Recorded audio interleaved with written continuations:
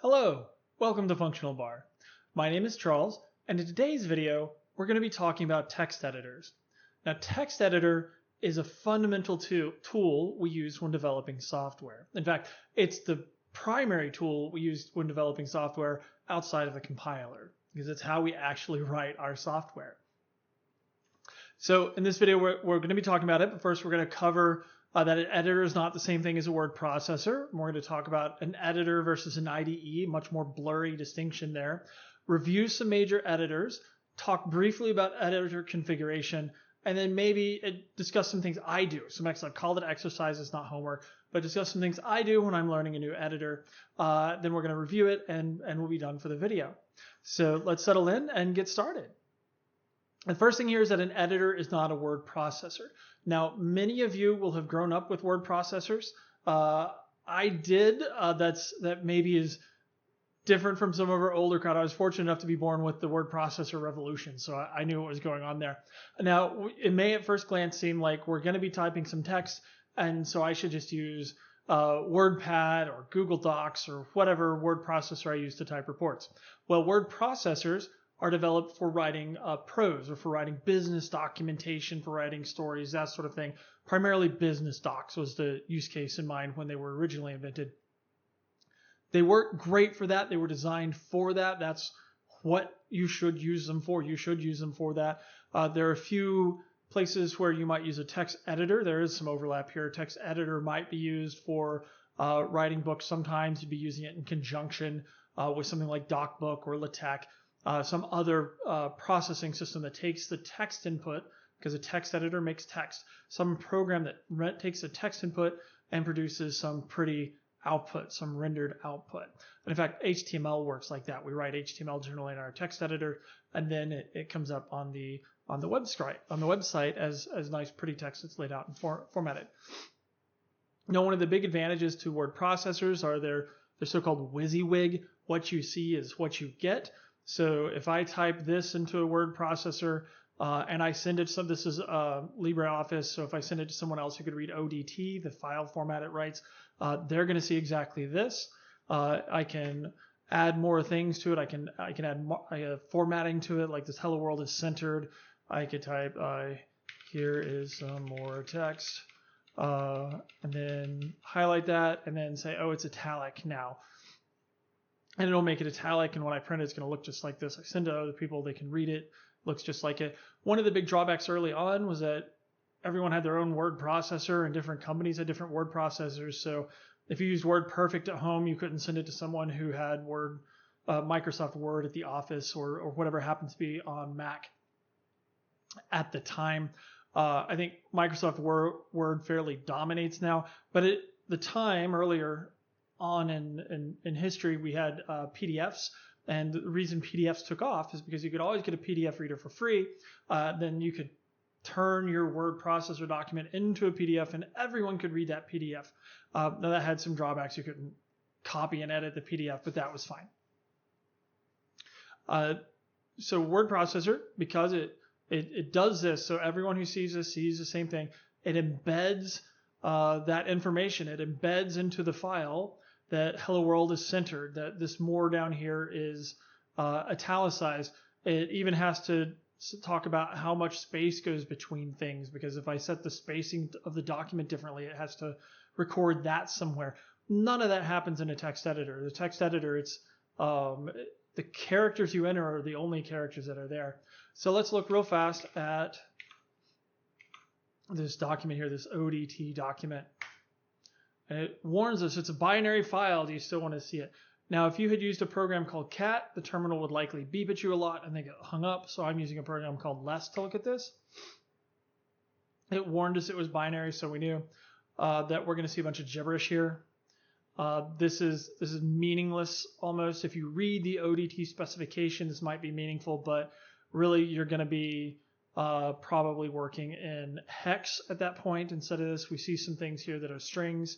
And this will make a little bit more sense as we go through learning to program, but generally binary file formats are their own world, and you learn about those separately after you've got one or two languages under your belt.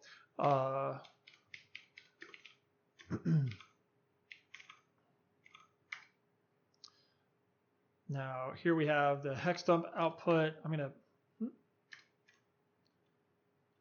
pipe it through less so we can see it a little better. So these are the offset, and then we can see what's going on here, a little bit different format. I should probably use something like hexdump or another hex editor to see this and how it's working. You see the \0, it's just written it out as a null for us there. Instead of just the zeros that Les showed us for the carets with the @ signs and whatnot after it. So that's enough for binary file formats. I don't want to go down that rabbit hole and try to show a whole bunch of stuff I'm not prepared to show. But the word processor is definitely not an editor. If we were going to look at hello world.c, which we're going to look at here in a minute, unless we see it's just text. There's nothing else in there. It's just text. And that's why we need to use a text editor to write programs, because the compiler is going to come through, and the compiler expects text files for input, not ODT files, not WordPerfect files, not MS Word files, text files. So another big distinction is editor versus IDE, and I say big, but it's really blurry now. Used to a program that would only edit text would be called a text editor, and an IDE or integrated development environment would include things like the build system. That was a big thing. It automatically determined how to build the software for you. It'd have maybe a command prompt embedded in it, so you didn't have to open a separate window to get to your command prompt. It'd have all sorts of tooling with it, syntax highlighting, and like it tells you when you've typed something wrong, like, oh, this is an error, the compiler's going to yell at you if you don't fix it. And anymore, they'll automatically fix those things for you as well, sometimes. So an IDE is great, absolutely wonderful tool. It really helps speed up productivity in already established projects. So if you're in industry, you're probably going to be working on one of these things. It's probably to work on a program that's already been written. Maybe you're adding a new feature, maybe you're fixing bugs, whichever, you're probably in a program that's already been written. There's already a lot of code there. So the IDE and its autocomplete features make it very easy for you to rapidly be effective in that code base. Now that's not at all the same thing as when you're learning to program. When you're learning to program, you need to learn the core features of a language. You need to learn, you have to have it memorized, and you'll do that just by writing. You need to learn the core library functions, how you print, how you add things, basic functionality of the programming language. And if you have the editor auto-completing for you, that gets in the way of you learning, because you won't build up these memory skills. You won't build up the memory muscle or the muscle memory when you're typing. You're not going to build up the memorization naturally as you type the same thing over and over through repetition. You're just going to learn how to work that IDE. So when you select your editor, if you select an IDE, make sure to turn off autocomplete. That's the biggest thing. If you turn off autocomplete, sometimes it's called IntelliSense. Sometimes there's two different things, autocomplete and IntelliSense, that you have to turn off. But if you turn off that, you're golden. You're going to be great. You can keep using that IDE all you want. It's not going to interfere with your learning. And of course, when you are in industry and you're already in a well-established project, provided you already know the language you're in, which is probably the case, then you can have that on as well if you like. I personally find it overwhelmingly distracting to have stuff pop up in my face, so I turn that off anyway all the time. But many people love it.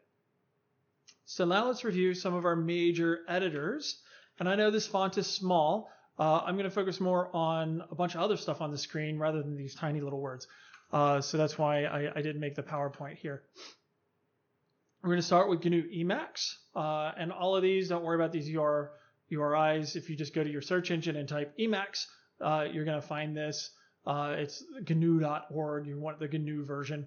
GNU stands for GNU's Not Unix. It's one of the oldest, if not the oldest, open source organization out there with the GNU public license, which is really great if you want to learn a little bit more about that. Emacs is my favorite editor. I don't have a particular reason for it being my favorite editor. It just is. So it's the one you're going to see me editing in. It does have a learning curve. It's not the it's got a long history. It worked when there were terminals and there were only terminals and there were no windows. So copy and paste don't work the same as you might expect them to. Now, if you're in a graphical environment, you can just hit X to get out of it. But if you're on the console, if you're in a terminal, then you have to hit Control X, Control C to get out of it. So it doesn't work exactly like you might think. So you have a little bit of a learning curve. There's a built-in tutorial that happens. It'll show up the first time you load it. So let's look at some of our,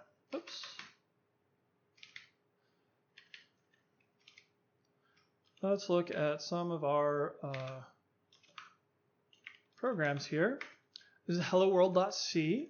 It's one we just looked at in less a minute ago. Now less is a pager, just takes the text and dumps it to the console. So we see we've got some syntax highlighting. That is great. It's a wonderful tool. I would encourage everyone to use it. Pretty much any editor now is going to have it built in by default anyway. And then we see we got a main function and it prints hello world and it returns. And if that makes no sense to you, that's fine. I know most of the people who watch this video don't know anything about programming. I'm just showing off the syntax highlighting here a little bit, and I'm going to show it for the other editors, but it doesn't have to make sense to you at all. I just kind of want you to see it so you kind of get the feel for it a little bit. And we see we've also got Haskell mode, so that's going to be the first Intro to Programming series that we produce is Intro to Programming in Haskell, and so it looks like this. You see it's a little bit different. There's not as much stuff that we have to type, but Haskell has some other stuff that you have to learn as well, so it's got some trade-offs. Let's look at hello world.python. Python is a popular language as well. It's not really functional. It has some functional aspects to it. It was originally invented to teach people how to program, so it's very easy to learn. And I've used the long form for a standalone Python script here. You could, as the very first hello world, you'd probably only have this print line here. And then, of course, JavaScript. We can't leave out JavaScript because everyone is aware of JavaScript. It's what runs in your web browser now and makes button clicks work, etc. And so we see this happens. Now, I want to show you real fast because nothing is auto-completing at all for me here. And that's what we want. We want to just type and it be there. Now, it'll do the syntax highlighting later.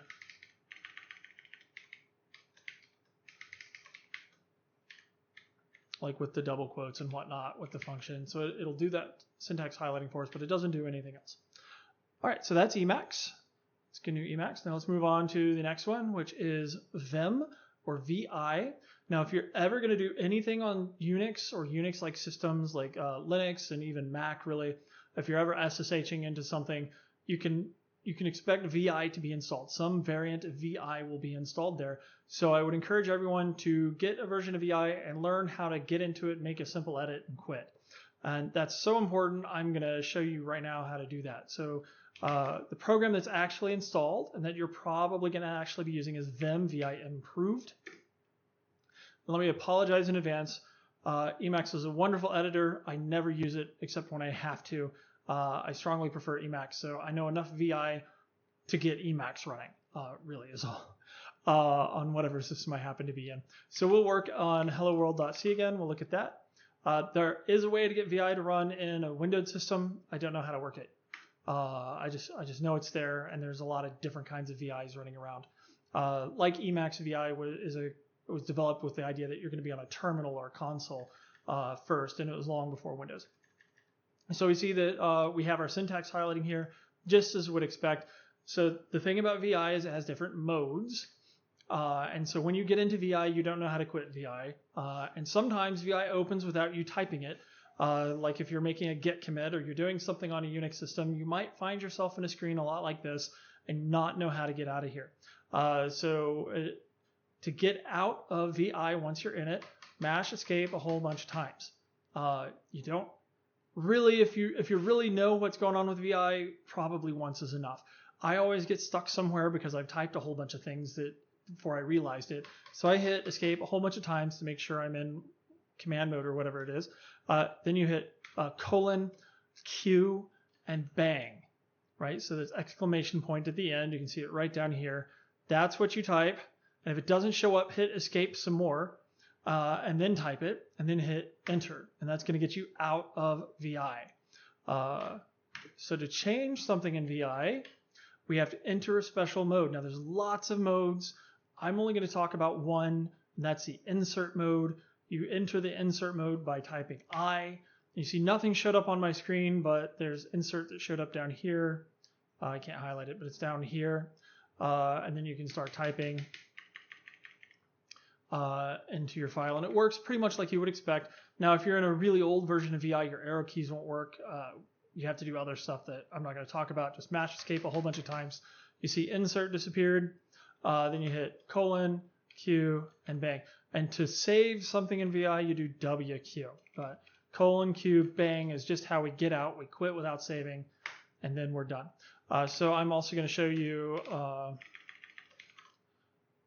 Haskell. You see it shows up. VI can syntax highlight that just fine. And then I'll load up JavaScript. Whoops, not a good file. See, it created that file magically for us, which is fine, except that's not what I wanted. See, here's our JavaScript file again with the hello world. The colors are a little bit different, but that's it. Now, Emacs can also be opened from the command line like this. I have to pass the NW flag because I have it in the window. But if you're on an SSH connection or whatnot, it may just automatically pop up like you see it. Oops, I didn't do that right. So you might see something like this pop up. Rarely, that would be Emacs. You hit Control X, Control C, and that's how you get out of Emacs on the command line, right? Just like that. Now, VI, like I said, is a very sophisticated editor. It's got all sorts of functionality built into it, and I would encourage you to learn at least as much to get into it, make some small changes, and edit it. Many people, it's their editor of choice. It's just I'm terrible at it, so I can't really show it off at all. So I apologize to VI people out there. So the next editor I'm going to talk about is VS Codium. Here's their webpage. VS Codium is the open source build of VS Code. VS Code is a Microsoft product. The source code is open source, which is why we have VS Codium. Microsoft did a weird thing with the license of VS Code. The build for VS Code that Microsoft makes has spyware in it and is no longer an open source license. In fact, there's a lot of license text that is makes me nervous. I think it says I could use it for this. I'm not sure. I'm not a lawyer, so I just don't show it. VS Code exists. I would encourage you not to use VS Code. It's got spyware in it. Now, this is not the malicious sort of thing that looks at your bank accounts or anything. This is the sort of thing that sends back what you're doing in it to Microsoft, so it's probably going to tell it what files you like to edit, how big the files are you edit, what languages you're using, that sort of thing. It's also got some sort of built-in experimentation feature. I didn't look into it too much. I expect it's a marketing thing like A/B experiments or A/B testing with marketing, where they do one thing to find out if more people use it than another or whatnot to determine what the next features might be. So at any rate, I'm not on board with all of that, and I try to avoid it if I can. So I also am not on board with that weird license they have for it. So I would encourage you to use VS Codium. Though if you really like Microsoft, feel free to use VS Code. I'm recommending this because many of my friends really like VS Code and VS Codium. The Microsoft sending back data to Microsoft doesn't bother them at all, so they'll use the Microsoft version. That's great. But I'm going to show you the non-Microsoft, the VS Codium one that doesn't send stuff back to Microsoft. And so we can just load that up here. I've already got it turned on. We see it does syntax highlighting just fine, and all the same languages we looked at. And in Python, there is a dark mode built in, so it's really easy for you to switch to dark mode if you wanted. And it's going to work like you expect. This is a modern text editor, so it works more like a word processor. All the keys that you already use and know and love, those key combinations are going to work the same in VS Code or VS Codium both. Just as you could expect, you configure it like you would expect. It's got a very Microsoft look and feel, Microsoft inspired. So if you use Windows, it's going to look just like everything else in Windows. For the most part, they may have some small changes for to make it look more like Visual Studio Code, to make it look more like Visual Studio, to make it feel more like it's targeted at developers. And Microsoft is very developer friendly. I do want to show something here real fast though. I've been talking about autocomplete and how bad it is. When you're learning, it's very bad. So let me just show you what that is. So you see I start to type and all of a sudden there's a whole bunch of stuff here. Now, if you don't know what any of that means, and I don't because I'm not really a JavaScript programmer, it's super confusing. If you do know what that means, then you probably don't need it anyway. And then when we get done with console, we want console dot. And this is going to show us all the methods on that console class. And log is going to be here somewhere, but you see there's a bunch of them, so we can scroll and find out what's going on. This is the autocomplete that I was sort of talking about. So the first part here is really autocomplete, and then after we hit the dot, I think that's IntelliSense. I think that's a distinction. But just make sure you turn this off, because as you can see, it's confusing up front. And if you rely on this, you're not going to memorize the core features of the language that you really need to know. As a beginning programmer, you should be spending time learning these core features and just knowing how to type them without even thinking about it too much, really. So in this case, console.log is what we wrote above, and that's how we add a string. Another thing you saw, maybe you didn't see it do, but some people really like this. So I hit the parentheses there, and it popped this stuff up to tell me what's going on. I could click it and go there. But it added the closing parenthesis for me, and I hit a double quote, and it added the closing double quote. Now that works pretty good, because if you say, you can hit double quote and closing parent just fine, and it doesn't retype it. But long ago, you do that, and it would actually, you'd wind up typing double quote after it already typed double quote, and you get 2 double quotes and 2 closing parentheses. It was terrible. It was awful. But anyway, that's one of the newer features of this sort of programming environment, this sort of editor. And so that's it for VS Codium. If you get VS Code, it's going to look almost exactly like this. It's the same code base. It's just VS Codium is published under MIT license and doesn't have the spyware. Next up is Sublime. This is the only one I'm showing. I don't even want to say reviewing, but it's the only one I'm showing that has that you have to pay for. So Sublime is, you can download it and try it out for free, but they do require a license if you're going to use it. It's $100. Now, I have known many programmers that buy this themselves to use it at work. So this is really unusual. I don't know any programmer who ever bought Visual Studio to buy and use at work, but I know many programmers who bought Sublime to buy and use at work with their own money. So people who like Sublime really like Sublime. It's one of the most popular ones on the Stack Overflow survey recently. They released it. Sublime was up there. And many of my friends have used Sublime and coworkers have used Sublime. I've used Sublime in the past. I didn't think anything wonderful and exciting about it myself, so I don't have a Sublime license. And as you see, it's unregistered. I did contact them via email to make sure it was okay. I used it in the video. They said it was fine. And so here we go. We're looking at Sublime. We've got Hello World. Oh, let me point out the dark theme here, where we have a dark background and then we have text on top of that dark background. Pretty much any other editor we looked at today would let you accomplish the same thing. So if that's the only draw to this editor, or if you hate the dark background and like the white background, all of these are very configurable. These are all very mature products, so you should be able to change it to whatever sort of color scheme you want. So I would encourage you to check out some of the others as well. But Sublime is a perfectly good editor on its own. So we see helloworld.c here. We can look at the Haskell version, helloworld.js, and helloworld.py, and we see all of these pop up, and they have their nice colors, and our syntax highlighting works, and that's great. Sublime, like VS Code and VS Codium, is a new editor, so all of your copy paste look and feel stuff is going to be the same. It's going to work more like a word processor and less like Emacs or Vim, which came about from the terminal days. So it's probably just going to be very intuitive for most users compared to VI and Vim. It does have one unusual feature. And it's not particularly unusual. It's unusual in that it's a modern text editor that has a JSON configuration file. And I see more and more coming back to this. So they do something nice. They show us like a full featured configuration file, probably the default configs. So we can go through here and see what we can edit, what we can change. But then you have to write the JSON over here. So for an established programmer that already knows JSON and is very comfortable with config files, this is great, awesome, and wonderful. For a new programmer, this is probably not at all what you want. So it's a bit odd to me that a new one would provide this type of configuration. But it's there. It's really, I don't want to scare you away from it because of this. you can just sort of copy and paste whatever's over here and put it over there.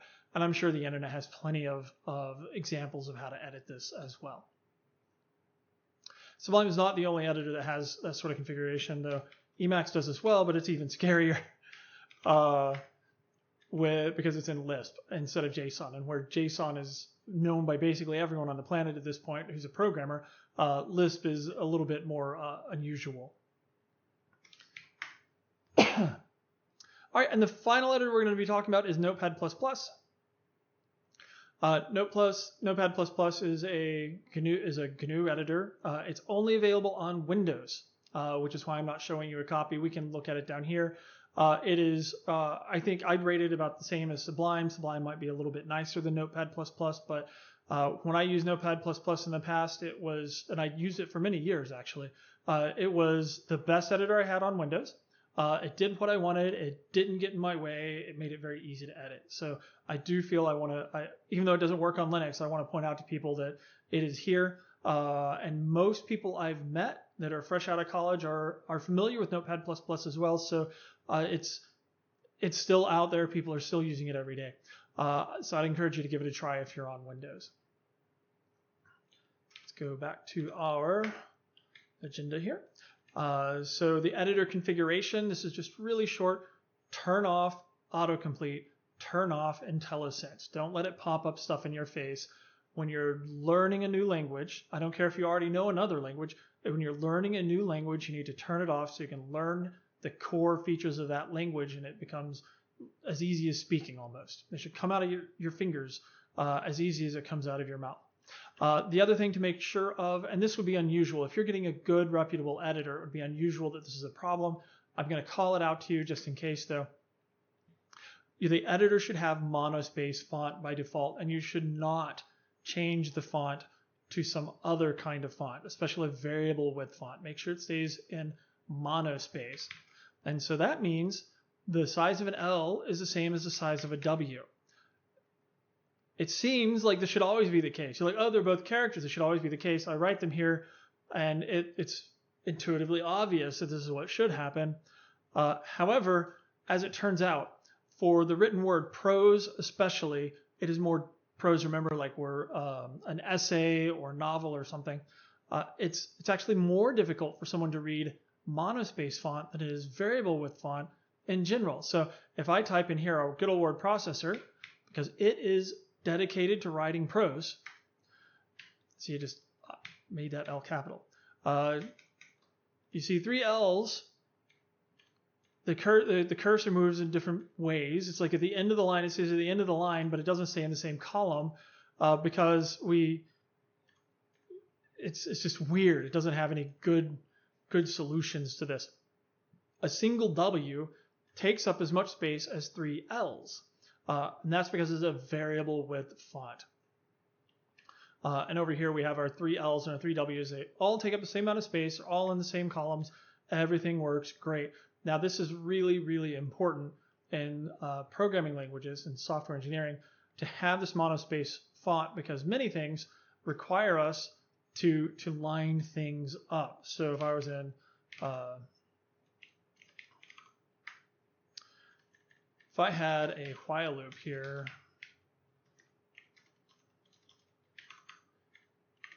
it's a GNU mode, so it's a little bit odd. So if I had a while loop, I've got my squiggle braces here, opening and closing the loop body. They need to line up. If this was a variable width font, these would not line up at all. They also need to line up not with them, just with themselves. They need to line up with that W. There needs to be the same amount of space. In this case, we've got 2. In front of them as there is the while loop on top. So it's very, very important that we have things line up. And that's why we need that monospace font. And in languages like Python, Python is not the first or the last language ever that is columnar. Python, in fact, doesn't have squiggle braces. Instead, it knows when we're somewhere else because we're in a different column. So here it knows we're in the function body. I could have something else here. So it knows we're in the function body because everything starts on the same column. And if we were in a variable width font, that would not be the case. We would have all sorts of other stuff floating around potentially. So we really want to keep monospace fonts. Now, it is possible and it is legal. I mean, a text editor writes text. It gets saved as actually UTF-8 mostly under the hood, or ASCII if it's not UTF-8. So it is possible to program in a variable width font, but I've always found it terribly uncomfortable. When I was in my 20s, I thought I'd be really cool and use a monospace fancy, not a variable width fancy font. That lasted all of an hour. I promptly went back to monospace fonts because it's terribly difficult to make things work with a variable width font. So just stick with the monospace fonts, and I would encourage you not to change it. Or if you do change it, make sure you know how to change it back.